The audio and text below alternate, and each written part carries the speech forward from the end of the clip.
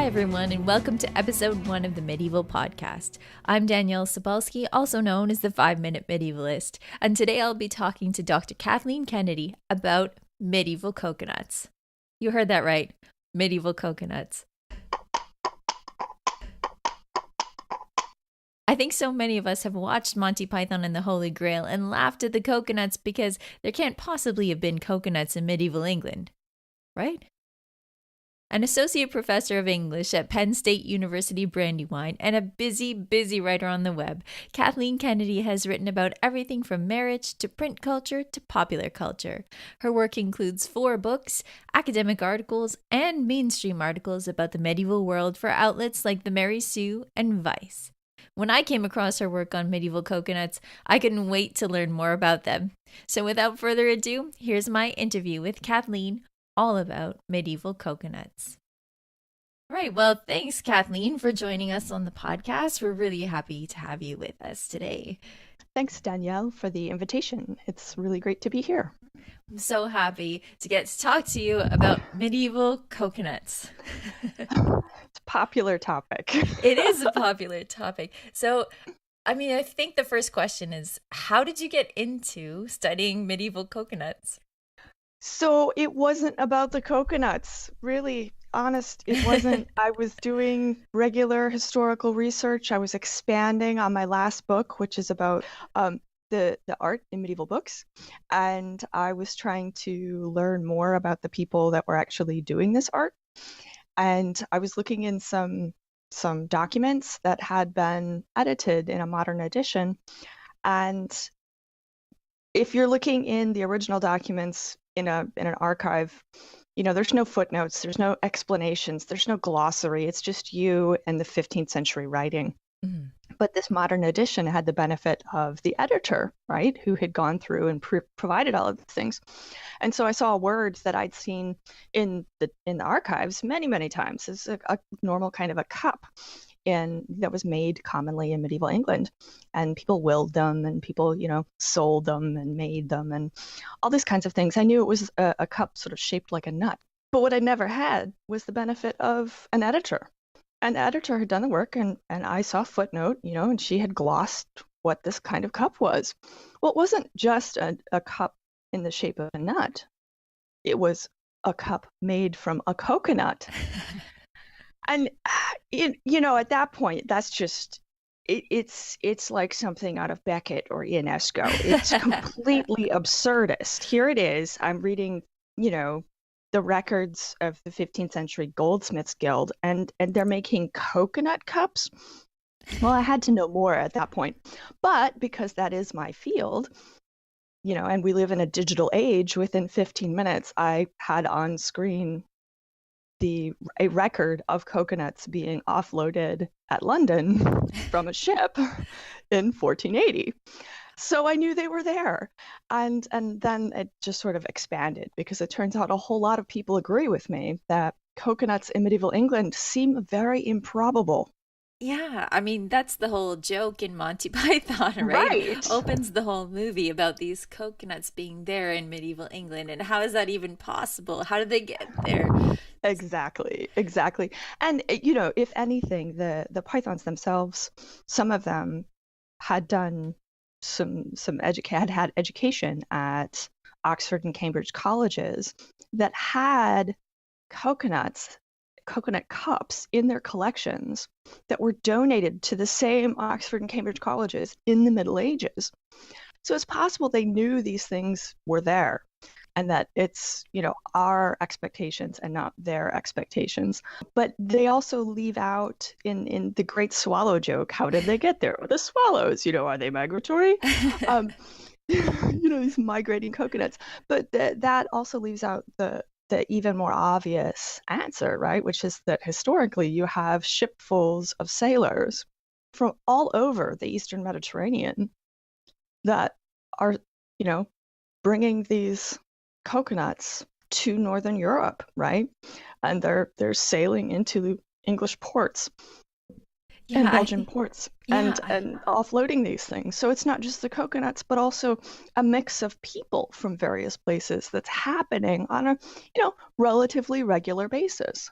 Yeah, I think that's absolutely true. And something that a lot of people don't necessarily think about when they think about the Middle Ages. It's Yeah. everybody is just the white European stereotype, when really there's lots of people coming from all over the place. So, can you tell us a little bit about the trade networks that existed that would have brought coconuts instead of the swallows? Right, right. Well, I mean, we talk about ships sailing on the water like birds, and it was, ships. The particularly the ships of Italians and particularly the Venetians. The Venetians had been, really important traders and merchants for a really long time already by the late Middle Ages. But in the late Middle Ages, the Venetian Republic figured out how to sort of collectively fund these merchant vessels on long distance voyages. So they made it financially possible to load up a ship, several ships, full of all of the amazing stuff that you could get if you traded all over the Eastern Mediterranean, right? And then get it as far away from the Eastern Mediterranean as possible, where they could do good deals on all of this stuff, right? And make a profit. So they're collecting from all over the Mediterranean. Essentially, if there's a Mediterranean port, the Venetians are doing business there, especially Alexandria, right? And if you're talking, the Venetians have particularly nice trade privileges at Alexandria, and that means that they have access to a wide range of goods from as far afield as China, right? The Silk Road is land roads, but they're also, we forget that some also means ocean roads, that the ocean trade networks across the Indian Ocean stretch all the way back into antiquity. So, and all of this material feeds up into Alexandria. And the Venetians then are able to take that and ship it anywhere else, right? Including London, including England. Yeah. So coconuts would have been a luxury good at the time? Probably not, there's even today, right? There's luxury goods that we can kind of all afford, and then there's a luxury goods most of us can't afford, right? So yeah, coconuts were kind of a health food, right? And might be something that people would have, ordinary people might have access to them as medicine, like coconut oil that they were getting from a healer or apothecary. But other people might have had access to the whole nuts, particularly physicians would have, right, as part of the sort of pharmacopoeia that they were usually working with. So the shells themselves would, yes, have been a luxury, but not, it seems clear they're not as expensive even once you harness a coconut shell into a goblet. It's still not as expensive as an all gold goblet, for example, right? Yes. That's something you're probably not going to have. Only the most wealthy would have those. But you might someday be able to have a coconut shell goblet made out of brass or something, right? Yeah. You said you've found a bunch of these in wills, and those were Yes. probably ones for wills for people who are not necessarily the nobility. So they also had Correct. coconut cups. Is that right? Correct. Absolutely. Absolutely. Not one for everyone in the family necessarily, but, a reasonably well-off common person could have two or three, and might will them to other people as part of their sort of estate. And this means that they were worth something, they were valuable, but not necessarily out of the ordinary. So, Yeah. so, so you found evidence of these cups hmm in your work on goldsmiths. So, can you Correct. tell us a little bit about how you would take a coconut shell and turn it into a goblet? Because I think it's hard to imagine how you do that Right. without a little bit of context. Yeah, right. So, the we think of coconut shells as, kind of furry and rough and unpleasant. I personally can't imagine like lifting that up to my lips. But, at some point in history, and I don't know, I wish I did, but I don't know where this comes from, this step. They discovered that if you polish that fur, it's an endocarp, there's a technical name for it, you actually reach the nut shell itself, which is really, really smooth. It's a hardwood. It is a nutshell, so it's very smooth, and has this kind of nice speckled grain to it. So it's actually a really attractive hardwood, and we just don't think of it that way because today we never polish them. We Yeah. only ever see them, in retaining parts of their endocarp. They're always So fuzzy. yeah, right. So, they would cut them, polish them, cut them, and, dry them so that they could be used, and then would harness them into stemware, right? Literally, like oftentimes with hinges so that you could clamp the shell in, and then when the shell broke or cracked from, wet, dry, expansion, contraction from being used, you could then put another one in, right? So they were sort of designed to be kind of semi-disposable luxury stemware. Right. Yeah, so the coconut shell would sort of sit on top of a harness, right? Or like inside. So it was on the stem, and then harness pieces came up and clamped it in, right? And then you could undo those clamps and remove a broken shell and set a new like a new shell in and reclamp it in. So a lot of the medieval coconut cups that we have today show that they were originally made for a slightly different sized nut That's really because interesting. they've been updated, right? Because if you use them, then they do break, they crack, and then you have to get another one. Yeah, and it would be pretty easy to get another one, we know now. Exactly. That's what's really interesting is that they are luxury goods, but they're also really pragmatic, in how they're making use of a shell that would otherwise presumably just be thrown out, and then also designed with an eye toward the fact that they're kind of ephemeral, right? They're not permanent luxuries, Yeah, but replaceable luxuries. which is really interesting, especially when you think about luxury goods and not ever changing, wanting to keep them kind of preserved as they Yes, are. And this is right. just something that's built to be replaced, which is kind of cool. Yeah, yeah, exactly, exactly. So you've noticed there's a difference aesthetically between the English coconut cups and the continental ones. So can you talk a Mhm. little bit about that? It looks like that the medieval English coconut cups were polished but not carved, and the especially German and some Dutch coconut cups, particularly of the 16th century, but it looks like also 15th, were frequently carved. And this may actually say more about the wood carvers themselves in each of these places than coconuts, possibly, right? Um, because we don't have a lot of wood carving from England, from 15th century England left, right? So we don't have a lot to compare with. But we do know that in the Low Countries, so like the Netherlands and Germany, in the 15th and 16th century, wood carvers were highly skilled and have produced some elaborate and complicated carvings, both large scale and very, very small scale, that exist to this day. So their ability to work hardwoods on such a fine level was already established. And so it makes some sense that if there was this European-wide interest in constructing these coconut cups, that a German woodcarver would look at this and say, I bet I could carve into that. I could make designs on that. And so you have these coconut shells that are worked in sometimes quite high relief of biblical scenes and mythological scenes and things like this.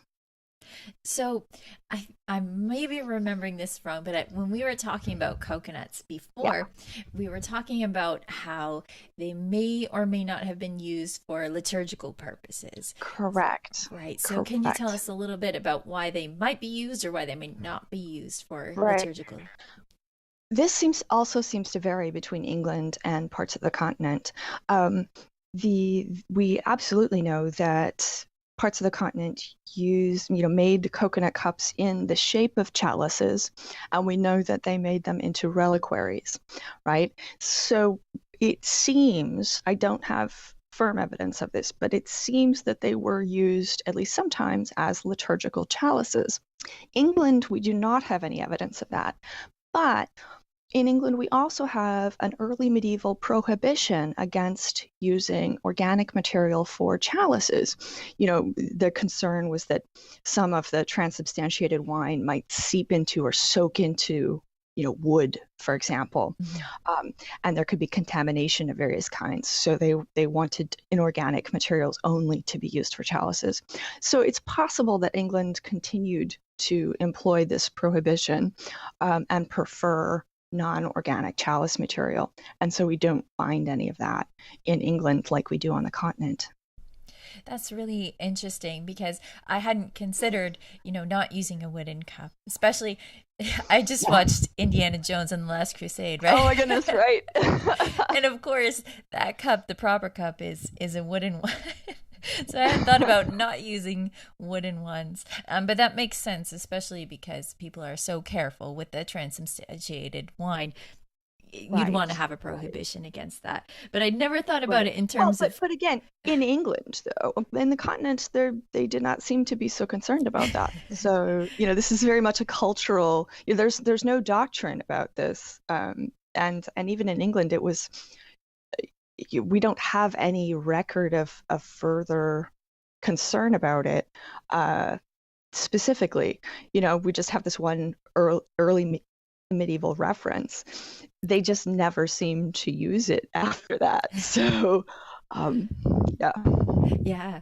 Well, it's interesting when you think about it in terms of coconuts. Is a coconut yeah, special enough to be used for church purposes? Um, right, yeah. right. Well, I think as far as the reliquaries go, I think it's a belt and braces kind of healing thing, isn't it? Right? Mhm. That a reliquary is often as a healing device. Mhm. You pray to the saint um, for healing, and those prayers are channeled through that reliquary. The reliquary is also a coconut shell that itself is seen to have healing properties, right, or healthful properties.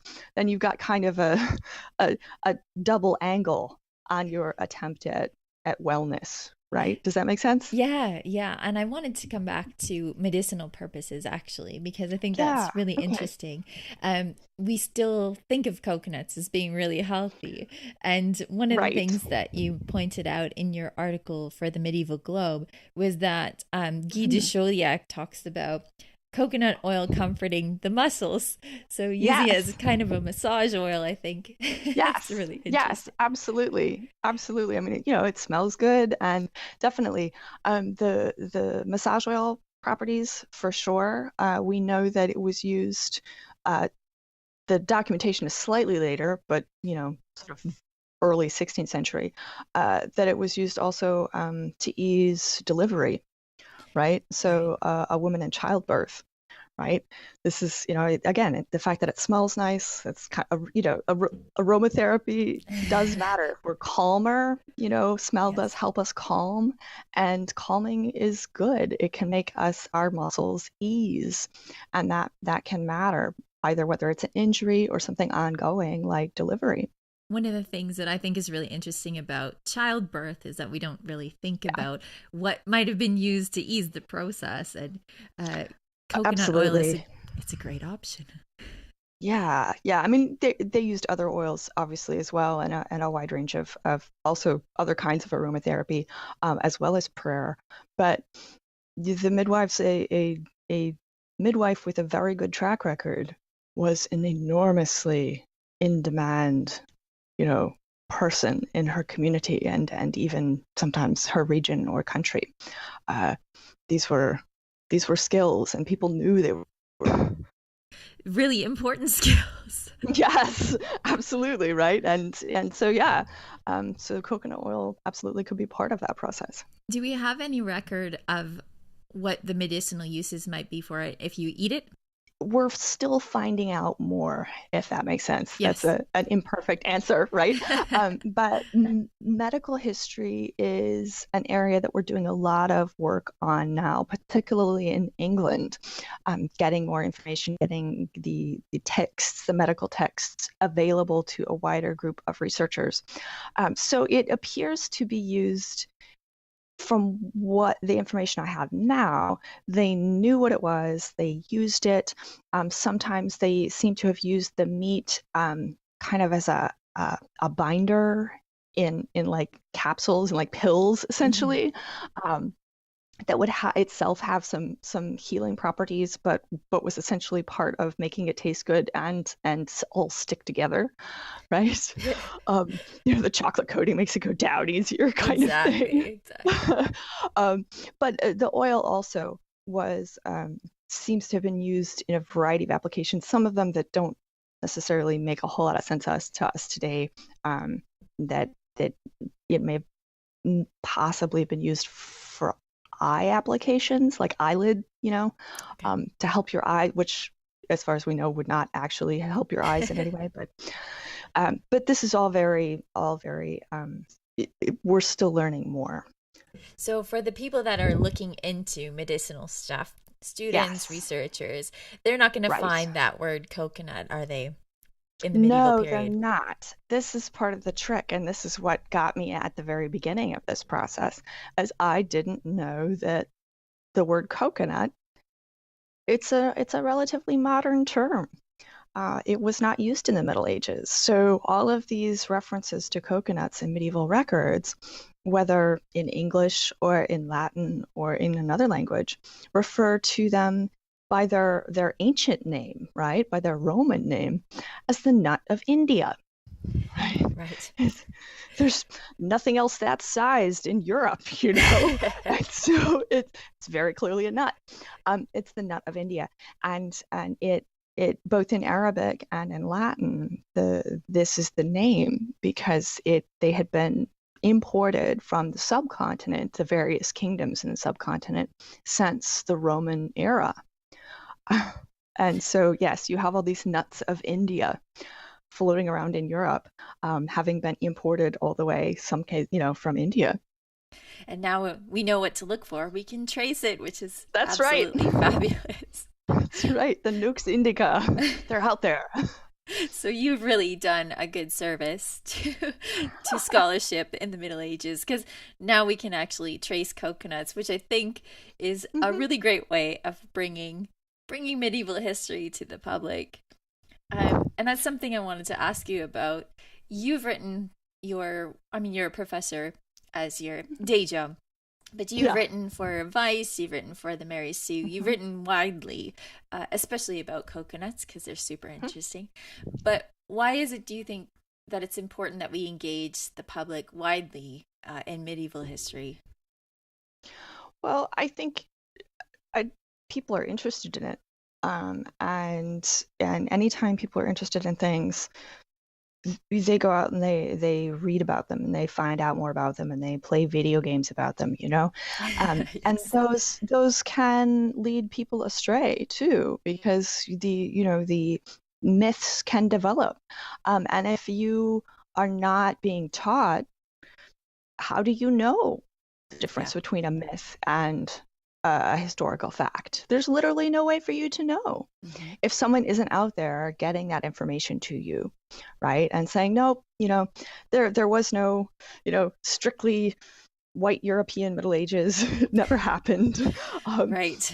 Europe, even Europe itself was always racially and religiously diverse, essentially forever. And this is, because humans are social creatures and we're always moving around, right? Exactly.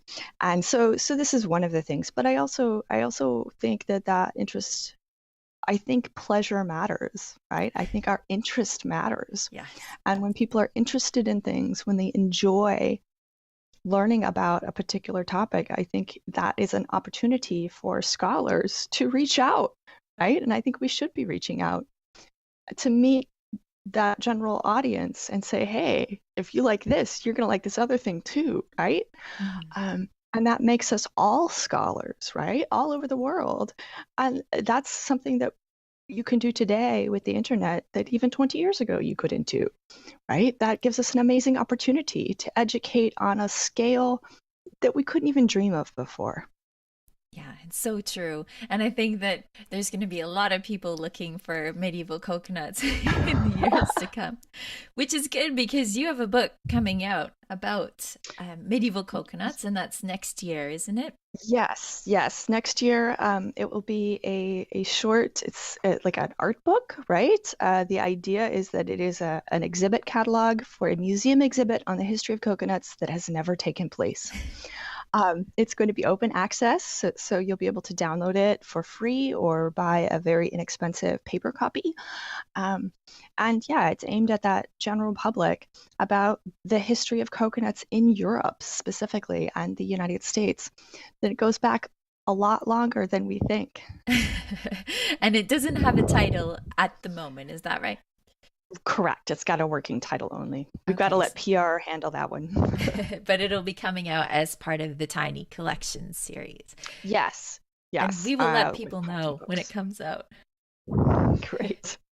So before we go, you're talking about how pleasure is important. And I'm wondering if you still have those Monty Python coconut shells at hand. I forgot. I talked about this. Okay. So we'll see how this works with the mic. See, I didn't practice. The part of Monty Python's joke with the horses and the coconut shells is that, number one, they were broke, right? It was a shoestring budget, and so they literally could not afford horses to ride.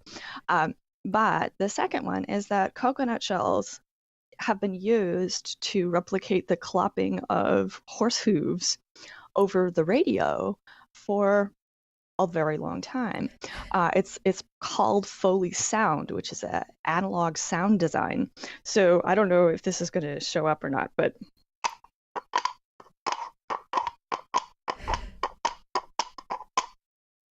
that's beautiful.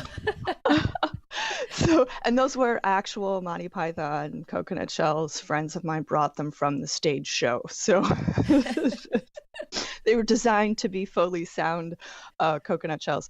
Obviously, I am clearly not a Foley sound designer. Well, I thought it sounded great, and that's a perfect way to end our conversation. So I want to thank you, Kathleen, for talking to us today about medieval coconuts. It's been an absolute pleasure, and I've learned so much. So thank you for being with us today. Thank you so much. If you'd like to learn more about Kathleen's work, you can follow her on Twitter at the Medieval Dr. K, or just search for Kathleen E. Kennedy. Two of her most recent articles on coconuts are Gripping It by the Husk, the Medieval English Coconut, which appeared in the Medieval Globe last year, and Coconuts in Medieval England Weren't as Rare as Monty Python and the Holy Grail Made You Think, which you can find at the Mary Sue.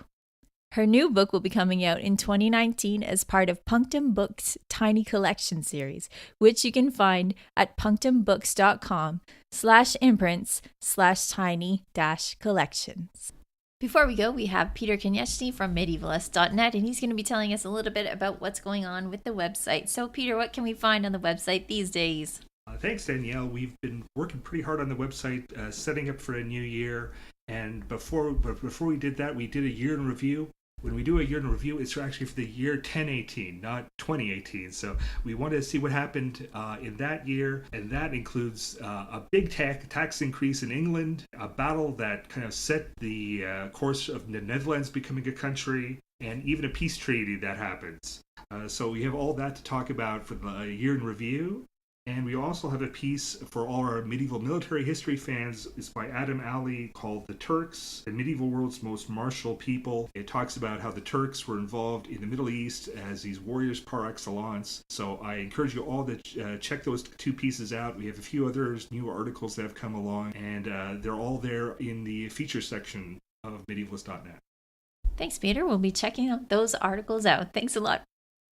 You can subscribe to the Medieval Podcast on iTunes or wherever you like listening, and you can follow Medievalist.net on Facebook or Twitter at Medievalists. You can follow me, Danielle Sobolski, on social media at 5MIN Medievalist or 5 Minute Medievalist, and you can find my books, The 5 Minute Medievalist and The 5 Minute Medievalist Guide to Surviving the Zombie Apocalypse on Amazon. Our music today is Beyond the Warriors by Guy Frog. Thanks everyone for listening and have a great day.